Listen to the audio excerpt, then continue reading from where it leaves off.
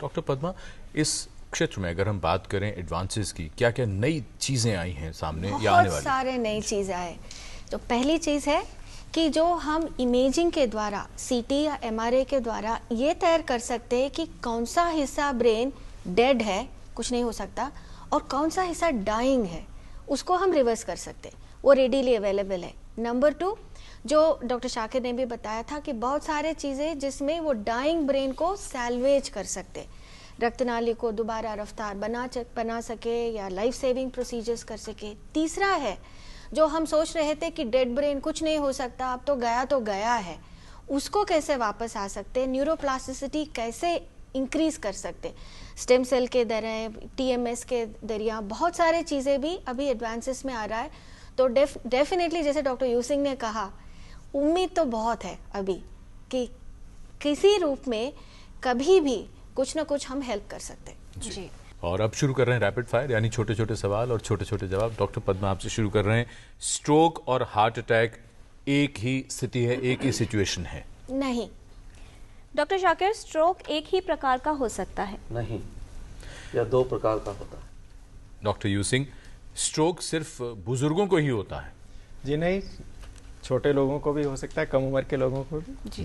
Doctor Padma, brain attack का पारिवारिक इतिहास होने पर व्यक्ति को इसका खतरा अधिक होता है? यस, जेनेटिक प्रीडिस्पोजिशन होती है इसमें। डॉक्टर शाकिर, महिलाओं को ब्रेन अटैक का खतरा ज्यादा होता है? या कुछ रूप में माना जा सकता है, जैसा मैंने कहा था कि वीनस स्ट्रोक जो होते हैं वो कॉमनली वुमन में होते हैं। डॉक्टर सिंह, स्ट्रोक हमेशा लकवे के रूप में ही प्रेजेंट करता है? जी नहीं, लकवे के अलावा और भी लक्षण हो सकते हैं। डॉक्टर पद्मा, ब्रेन अटैक के लक्षण सभी लोगों में एक जैसे होते हैं? नहीं। डॉक्टर शाकिर, शराब के सेवन से स्ट्रोक का खतरा बढ़ता है? कुछ रूप से सही है और शराब को अवॉइड किया जाना चाहिए। डॉक्टर यू सिंह, हाथ पैर सुन्न होना ब्रेन अटैक का लक्षण हो सकता है? हो सकता है, बहुत कॉमनली भी नहीं और ऐसा भी नहीं कि उसको इग्नोर किया जाए। जी। कुछ खतरे आपसे जान लेते हैं। डॉक्टर पद्मा, धूम्रपान क्या खतरा है ब्रेन अटैक का? बहुत ज्यादा। धूम्रपान नहीं, no smoking, ban. Doctor Shakir, उच्च रक्तचाप यानी high blood pressure?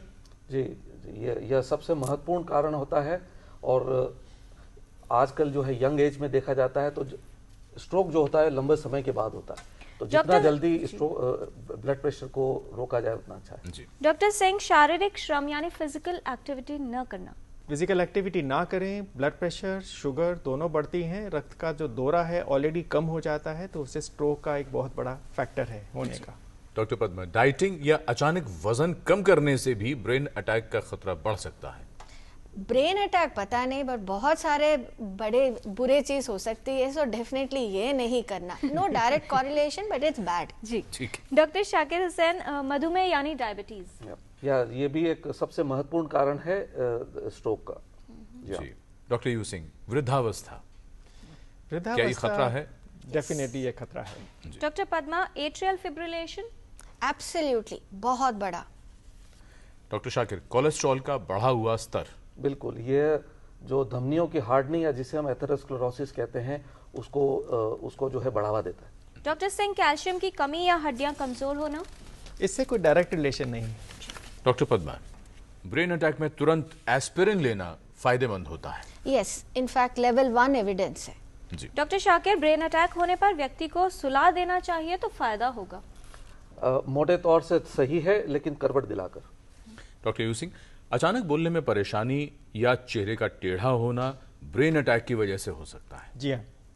Doctor Padma, brain attack में गोल्डन पीरियड कितना होना चाहिए? Golden period is as soon as possible.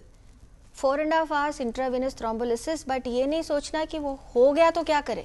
Please तुरंत चले जाइए हॉस्पिटल।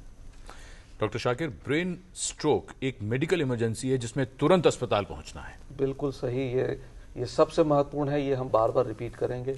इसको तुरंत इमीडिएट एक्शन में लाना चाहिए। डॉक्टर सिंह, स्ट्रोक का प्रभाव और गंभीरता यानी सिवियरिटी हर व्यक्ति में अलग होगी? जी हाँ।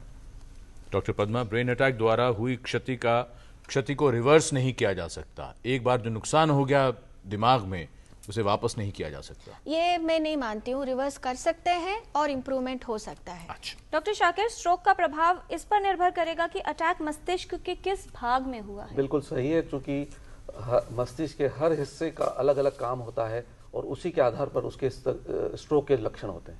डॉक्टर यू सिंह, जिस व्यक्ति को ब्रेन अटैक होता है, पैरालिसिस के बाद उसको बेड सोर्स का खतरा बढ़ जाता है। जी हाँ, ये काफ़ी, क्योंकि वो एक ही पोजीशन में बैठे रहें या लेटे रहें तो ऐसा होता है। डॉक्टर पद्मा, स्ट्रोक होने पर जितनी जल्दी इलाज शुरू होगा, क्षति उतनी कम होगी। Yes. Doctor Shakir, brain attack में मस्तिष्क की आर्टरी में ब्लॉकेज को हटाने के लिए एंजियोप्लास्टी पहले 4 घंटों में की जाए तभी फायदेमंद होगी। जो स्ट्रोक हो चुका है उसके लिए यह 6 घंटे तक संभव हो सकती है, लेकिन स्ट्रोक प्रिवेंट करने के लिए, जो दोबारा ना हो, उसके लिए वो किसी भी समय की जा सकती है। अच्छा डॉक्टर यू सिंह, स्ट्रोक के मामलों में रिहैबिलिटेशन सभी और दूसरे तरीकों के बाद किया जाए तो बेहतर है, शुरुआत में इसका कोई असर नहीं होता? नहीं, ये गलत है। जितना जल्दी रिहैबिलिटेशन का इंटरवेंशन हो उतना अच्छा है। आखिरी राउंड और पहला सवाल डॉक्टर पद्मा, स्ट्रोक के बाद किसी भी व्यक्ति को डिप्रेशन की संभावना बढ़ जाती है? बिल्कुल। डॉक्टर शाकिर, स्ट्रोक से व्यक्ति की याददाश्त प्रभावित हो सकती है? संभव है, बिल्कुल।